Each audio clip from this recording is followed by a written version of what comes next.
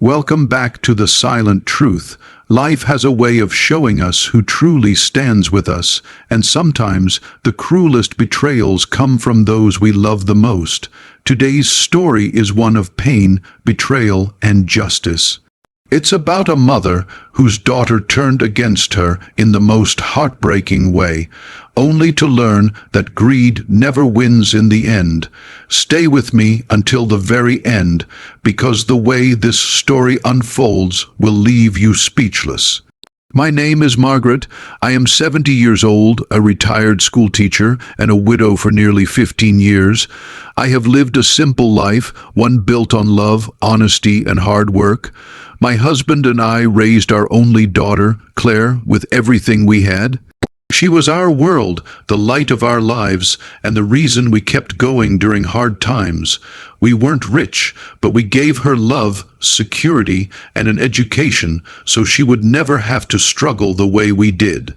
When my husband passed away, the grief nearly destroyed me, but I held on to the memories of the life we built together, and one thing that kept me grounded was the apartment he and I had purchased decades earlier.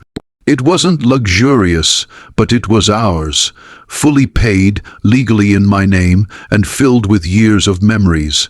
That apartment was more than just walls and furniture. It was a symbol of everything we had accomplished together. Claire knew how much it meant to me. At first, after her father's passing, she was supportive, visiting me often, comforting me when loneliness crept in. But as the years went by, I began to notice a change. She became distant, impatient, and sometimes cold. She married a man named Thomas, someone I never fully trusted. He always seemed calculating, the type who measured people not by their heart, but by what they owned. I ignored the warning signs, hoping that love would soften him, that marriage would bring out the best in Claire, but I was wrong. Together, they became something else entirely, greedy, entitled, and resentful of the fact that I still lived in the apartment they wanted for themselves. One evening, everything changed. Claire came over, and instead of her usual small talk, she exploded with anger. "Why don't you just move out, Mom? You're old. You don't need this place anymore. Thomas and I could use it. We're starting a family, and you should just go live somewhere smaller, maybe even a nursing home." Her words cut me like a knife. I stared at her, trying to understand how the little girl I once cradled in my arms could say something so cruel. "Claire," I whispered, my voice trembling, "this is my home. I've lived here for decades. Your father and I. This place is all I have left of him." But she didn't soften. Instead, she shouted at me, "Go sleep on the street if you have to. You're selfish, Mom. You're holding onto something you don't deserve anymore." I felt my knees weaken. My daughter, my only child, had just told me to sleep on the street. The girl I sacrificed everything for. I remember standing there in the middle of my own living room, the walls around me suddenly feeling unfamiliar, like they belonged to someone else. The words my daughter had just screamed at me kept echoing in my head. "Go sleep on the street." They didn't just sting, they pierced through every memory I had of rocking her to sleep, holding her small hand on her first day of school, staying awake during nights when she was sick. All those moments when I told myself, this child will always be my reason for living, and now here she was, looking at me as though I were a burden to be discarded. I tried to compose myself, tried not to let her see how deep her words had cut me, but my voice betrayed the cracks in my heart. I said softly, "Claire, how could you say such a thing to me? This home is not just bricks and mortar. It carries the weight of your father's hard work, his dreams, his laughter, and even his final breath. Every corner of it has a story. Can you really ask me to walk away from all of that?"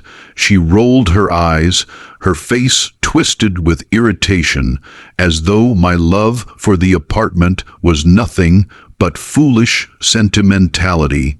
"Mom, you're clinging to the past. Thomas and I need a future, And that future starts with this place. You've had your time here, but now it's ours. I felt a coldness spread through me. She wasn't just asking, she was demanding. And behind her words, I could sense Thomas's influence, his hunger for property, for control. I knew my daughter's voice, and this one carried an edge that wasn't entirely her own. Still, I pleaded with her, not out of weakness, but out of love.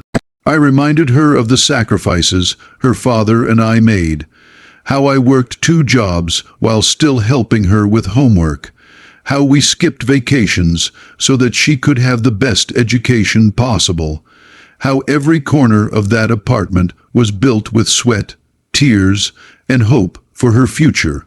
Yet none of it seemed to matter anymore. Her silence was brief but heavy. Then, without hesitation, she lashed out again. "You don't get it, Mom. If you cared about me, you'd hand over the apartment. Do you want me and Thomas to struggle while you sit here alone, wasting space? Do you want your grandkids to live in a cramped rental while you rot away in comfort?"